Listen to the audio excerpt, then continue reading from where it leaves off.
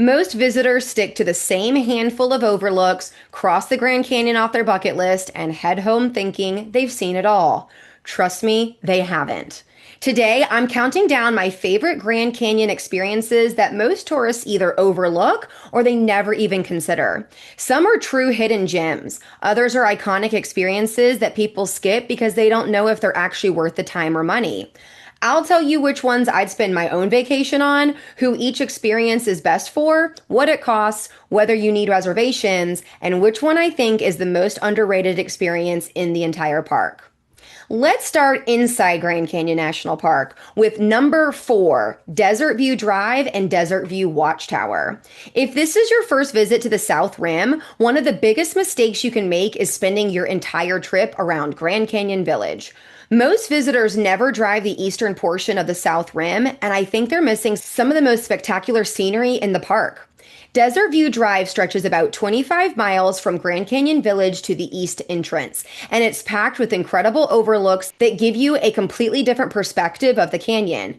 Grand View Point, Moran Point, Navajo Point, and my favorite, Lipan Point. Why? Because unlike many overlooks where you're simply staring into the canyon, Lipan Point gives you one of the best chances to actually see the Colorado River winding through the bottom. Suddenly, the canyon feels alive. At the end of the drive is the Desert View Watchtower, one of the park's most recognizable landmarks. Built in 1932 by famed architect Mary Coulter, the 70-foot tower was designed to resemble an ancestral Puebloan watchtower. Inside, you'll find murals painted by Hopi artist Fred Cabote, and as you climb each level, the windows frame completely different views of the canyon. It's one of those places that many people photograph, yet surprisingly few people actually explore. Is it worth it? Absolutely, especially if you have at least 2 days at the South Rim. There's no extra cost needed, it's included with park admission, and you don't need reservations. It'll take about 2 to 3 hours to do Desert View Drive if you stop at several overlooks. I recommend going during sunrise or late afternoon when the light really brings out the canyon's colors. Number 3 inside the park is the helicopter tour through the canyon. I'll admit it, before my first helicopter tour, I wondered if it was one of those overpriced tourist activities that people do just to say they did it.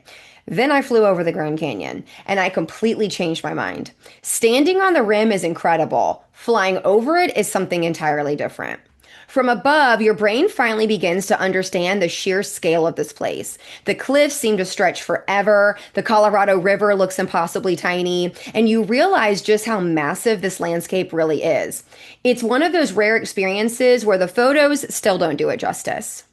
Now, let's address the elephant in the room. The helicopter tours are expensive. Tours departing near the South Rim typically cost a few $100s per person, depending on the company and the length of the flight.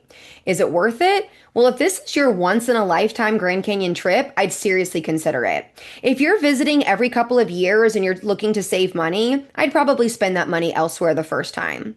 This is perfect for couples celebrating something special, bucket list travelers, and anyone who wants to experience the canyon in a way that only a tiny percentage of visitors ever do. You'll need reservations well in advance during the busy season. The total flight time is usually about 30 to 45 minutes in the air plus check-in. I'd recommend mornings for smoother air and better visibility. Next on our countdown, number 2, ride a mule into the Grand Canyon. I know some of you are already thinking, there's no way riding a mule beats flying in a helicopter. Hear me out. There are only a handful of ways to actually experience the canyon below the rim. You can hike, you can raft, or you can ride a mule. And for many people, it's the only realistic option. As you descend the trail, something incredible happens. The canyon stops being something you're looking at and becomes something you're inside. Every switchback reveals new colors, new rock layers, and new perspectives that people standing on the rim will never experience. It's one of the most immersive ways to experience Grand Canyon National Park without backpacking or hiking 15 miles.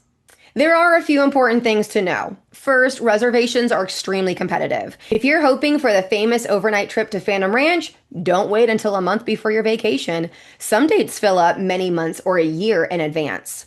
Second, this isn't a gentle pony ride. You're spending several hours in the saddle on steep trails, and there are weight, height, and health requirements. So then who is this actually worth it for? Well, adventure seekers, people celebrating a milestone trip, and anyone who wants an unforgettable story to tell when they get home. If you're afraid of heights, have back or mobility issues, or simply don't enjoy riding horses, I'd choose one of the other experiences on this list instead. Trips will run you a few $100s to about $1,500 depending on which route you choose, and reservations are absolutely necessary. Trips will be a half day to overnight depending on the ride, and the difficulty is moderate because of the length and physical requirements. If you're seriously considering this experience, I've got an entire episode where I ride a mule all the way into the canyon. I share what surprised me, what I wish I had known beforehand, and whether I think it's actually worth the price. And our number one gym inside Grand Canyon National Park that you can't miss is Shoshone Point. If you've never heard of it, you're not alone. In fact, that's exactly why I love it. Unlike Mather Point or Yavapai Point, there's no massive parking lots packed with tour buses. No crowds lined up shoulder to shoulder waiting for the perfect selfie. Instead, you park along Desert View Drive and begin walking down what feels like an ordinary forest road. Tall ponderosa pines surround you, birds chirp overhead. For almost a mile, you start wondering, is there really a Grand Canyon out here? Then the trees suddenly disappear and the earth simply falls away. One second you're surrounded by forest, the next you're standing on the edge of one of the most breathtaking panoramas in the entire park. No guardrails, no buildings, no gift shop. Just you and an enormous canyon stretching to the horizon. It's the kind of place where people stop talking, not because they have nothing to say, because there aren't words big enough. If I had one sunset left at the Grand Canyon, this is where I'd go. Not Mather Point, not Hopi Point, here. Because sometimes the most unforgettable travel memories aren't made in the busiest places. They're made in the quiet ones. If you can comfortably walk about a mile each way, this experience belongs on your itinerary. Now, if you have an extra day on your trip or you're driving to or from places like Page, Zion, Bryce Canyon, Kanab, or even Las Vegas, don't make the mistake of thinking your adventure has to end when you leave Grand Canyon National Park. Northern Arizona is packed with incredible places that many visitors skip simply because they don't realize how close they are. So let's count down my 4 favorite experiences outside Grand Canyon National Park that are absolutely worth the detour. Coming in at number 4 is Navajo Bridge and Marble Canyon. This is one of those places that's incredibly easy to overlook because it's right along Highway 89A, and a lot of people just drive right past it. That would be a mistake. The historic Navajo Bridge spans Marble Canyon, where the Colorado River has carved a much narrower canyon than what you see at Grand Canyon National Park. Walking across the bridge gives you a perspective you simply can't get from the South Rim. Instead of looking down into a vast canyon stretching for miles, you're standing almost directly above the river as it squeezes through towering red canyon walls. Keep your eyes on the cliffs because this is also one of the best places in Arizona to spot the endangered California condors soaring overhead. It's a quick stop that only takes about 20 to 30 minutes. It's completely free. And if you're driving between the South Rim and Page, it's absolutely worth pulling over. Number 3 is Vermilion Cliffs National Monument. This one doesn't get nearly the attention it deserves, probably because it's spread over such a huge area and it's not located right next to the Grand Canyon. If you're flying into Las Vegas and driving to the North Rim, Kanab, or Page, you'll likely pass right through this stunning landscape. The Vermilion Cliffs rise thousands of feet above the desert floor in brilliant shades of red, orange, and cream, and honestly, the drive alone is worth it. This monument is also home to famous places like The Wave, although that hike requires winning one of the hardest permits to get in the entire country. Even if you never set foot on a trail, you'll still experience some of the most dramatic scenery in the Southwest simply by driving through. If you're someone who loves photography, scenic drives, or simply wants to escape the crowds, this area deserves a spot on your itinerary. Plan on spending anywhere from an hour if you're just driving through to half a day if you're looking to stop and explore. My number 2 pick is Horseshoe Bend. By now, you've probably seen the photos. That perfect horseshoe-shaped curve in the Colorado River almost looks fake. What many people don't realize is that Horseshoe Bend isn't part of Grand Canyon National Park. It's managed by the city of Page and sits on land within the Navajo Nation region, just outside Page, Arizona. It's only about 2 hours from the South Rim, making it one of the easiest additions to your Grand Canyon vacation. The hike itself is only about a mile and a half round trip, and it's relatively easy, although there is very little shade. And when I say that, I mean like none. Okay, so don't underestimate the desert heat. If you're visiting during the summer, bring plenty of water and avoid the middle of the day whenever possible. Sunrise and sunset are absolute magic here, and the softer light makes for better photos. Is it crowded? Usually. Is it still worth it? I think so. There's a reason it's become one of the most photographed locations in the Southwest. If this is your first trip to northern Arizona, I wouldn't skip it. And my number one experience outside the park is Antelope Canyon. If you've ever seen those incredible photos of narrow orange sandstone walls with beams of sunlight shining through from above, you've probably seen Antelope Canyon. Like Horseshoe Bend, it's located near Page on Navajo Nation land, and every visit is led by an authorized Navajo guide. You can't explore it on your own, and honestly, I think that's part of what makes the experience special. Your guides don't just lead you through the canyon, they explain the history, geology, and cultural significance of this incredible place.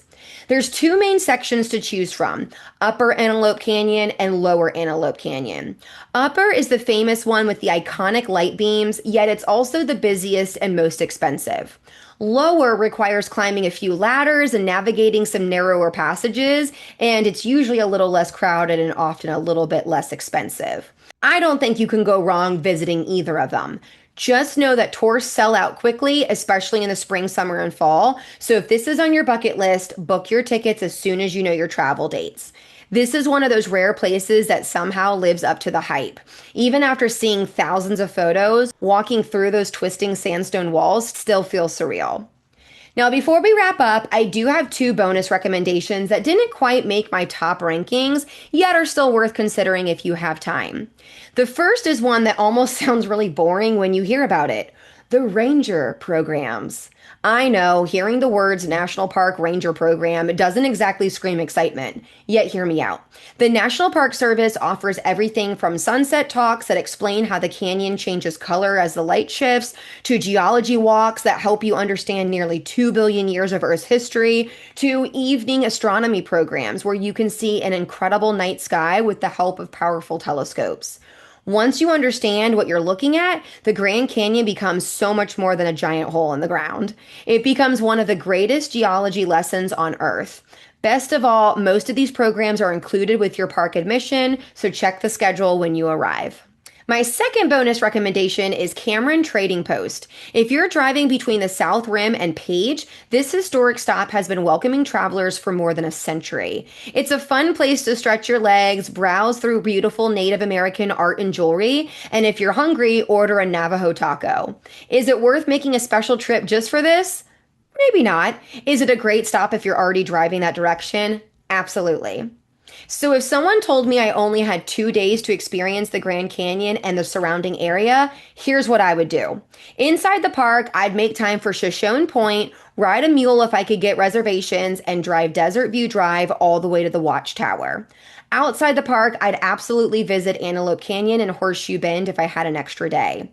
Those 5 experiences together would give you an unforgettable trip that goes far beyond the typical stand at Mather Point, take a picture and leave vacation. If you found this guide helpful and you're planning a Grand Canyon trip, I'd love to have you join us by subscribing. We're wrapping up this Grand Canyon series soon with just one more episode all about building the perfect itinerary, so you know exactly how many days to spend here and how to make the most of your time. Thanks for watching, and I'll see you in the next episode.